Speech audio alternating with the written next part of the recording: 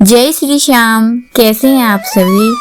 आज मैं आपको ले चल रही हूँ उत्तराखंड की प्रसिद्ध और प्यारी परंपरा के पास, उत्तरायणी और घुघुतिया त्योहार।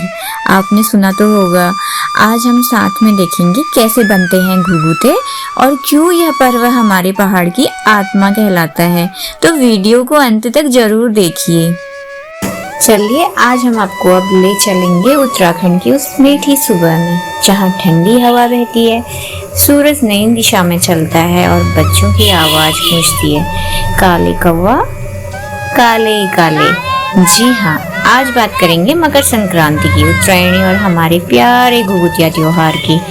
तो फिर सबसे पहले हम बताएंगे आपको कि मकर संक्रांति के दिन क्या होता है। मकर संक्रांति वो दिन है जब सूर्य देव मकर राशि में प्रवेश करते हैं। यहीं से शुरू होता है उत्तरायण, यानी दिन बड़े होने लगते हैं। जो अंग्रेजी हैप्पी न्यू ईयर होता है वो तो 1 तारीख से चल गया होता है, लेकिन जो हमारा हिंदुओं का जो हमारा नया साल शुरू होता है वो आज के दिन से ही होता है, यानी कि मकर संक्रांति के दिन से ही।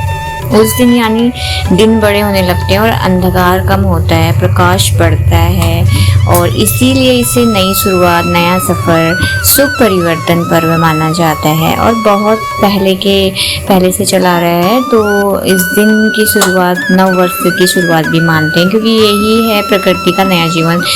इस दिन से एक तारीख नहीं बल्कि प्रकृति में भी बहुत सारे बदलाव होने लगते हैं इसी दिन से। तो उत्तराखंड में जो अब उत्तरायणी होती है वो क्या होती है, कैसे होती है। तो उत्तराखंड में जो मकर संक्रांति को कहते हैं उत्तरायणी, इसी दिन नदियों में स्नान, मंदिरों में पूजा, घर घर में घुघुती जो घुघुत बनाते हैं, घुघुती त्योहार बोलते हैं, वो बनाया जाता है। यह त्योहार सिर्फ धार्मिक नहीं, परिवार, बचपन और संस्कृति से भी जुड़ा है, क्योंकि इसमें जो बच्चों का सबसे प्यारा पर्व होता है वो यही होता है घुघुतिया। क्योंकि इस दिन क्या होता है, सुबह होते ही पहले माँ रसोई में घुघुते तलती हैं। बच्चे को बेसिक से उसी का इंतजार होता है कि कब घुघुते बनेंगे, कब वो गले में एक माला बनाई जाती है फिर घुघुतों की, और वो गले में डाल के फिर सारे बच्चे छत में जाके कौवे को बुलाते हैं, काले कौवा काले घुघुती माला खा ले। ये बहुत ही अच्छा लगता है, मतलब बचपन देख के अपना बचपन भी याद आ जाता है बच्चों को देख के। तो अब बात है कि यहाँ पे कौवे को क्यों बुलाते हैं। कौवे को इसलिए बुलाते हैं क्योंकि हमारे शास्त्रों में कौवों को पितरों का संदेशवाहक माना गया है। मानते हैं कि अगर कौवे को भोजन करा दिया तो हमारे पूर्वज प्रसन्न होते हैं और हमें आशीर्वाद देते हैं। तो इसीलिए हम ये कौवों को पहले खिलाते हैं और इस चीज़ से हमको ये पता होता है कि हमारी परंपरा हमें सिखाती है एक प्रकृति और जीवों की प्रति करुणा। यानी घुघुतिया इंसान और प्रकृति के रिश्ते का एक पर्व है। अब रही बात घुघुते कैसे बनाते हैं, तो घुघुते बनते हैं गेहूं के आटे के, उसमें डालते हैं गुड़, घी, सौंफ या तिल और सबको मिलाते हैं। एक नरम आटा गूंथा जाता है, फिर छोटे सुंदर आकार बनाकर तेल में उनको तला जाता है। जैसे हिंदी वाला चार होता है ना, वैसे ही इसकी डिजाइन बनाई जाती है घुघुते की, ऐसे ही दिखते हैं। उन घुघुतों को धागे में पिरोकर फिर माला तैयार की जाती है।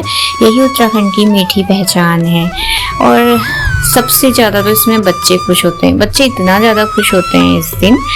और दूसरा, जो आजकल हम सब जब दुनिया सब मोबाइल में सिमट रही है, तो घुघुतिया याद दिलाता है कि असली खुशी परंपराओं में है। और मकर संक्रांति से प्रकृति में नया चक्र भी शुरू हो जाता है, जैसे फसलें नई ऋतु, नई ऊर्जा। इसीलिए कई जगह इसे नववर्ष की शुरुआत के रूप में देखा जाता है। यह दिन कहता है पुराना छोड़ो, नई रोशनी की ओर बढ़ो। जैसे सूर्य की रोशनी नई दिशा में चलता है, वैसे ही हम भी जीवन में नई दिशा चुने। तो आज भी पहाड़ के गाँव में जब बच्चा काले कौवा काले काले पुकारता है तो लगता है हमारी संस्कृति अभी भी सांस ले रही है। घुघुतिया सिर्फ एक त्योहार नहीं, ये एक उत्तराखंड की आत्मा है। तो यहाँ पे मैं आपको कुछ लाइन सुनाऊंगी।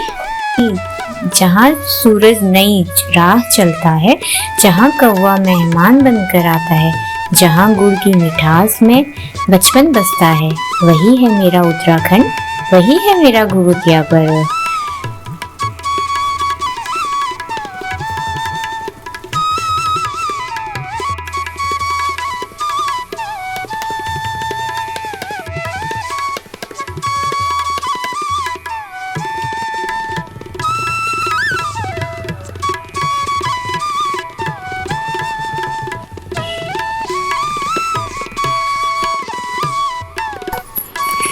तो इस दिन बहुत सारे पकवान बनते हैं घर पे, जैसे पूरी, छोई रोटी। और ये तो छोई रोटी तो प्रसिद्ध होती है हमारे उत्तराखंड की, और बनती है मांस की पूरियाँ, और खजूर बनते हैं। खजूर तो हर घर में बनते हैं, तो बहुत अच्छा लगता है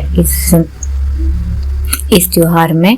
और आपको अगर मेरी वीडियो अच्छी लगी हो तो please like, share and subscribe जरूर कीजिए। धन्यवाद।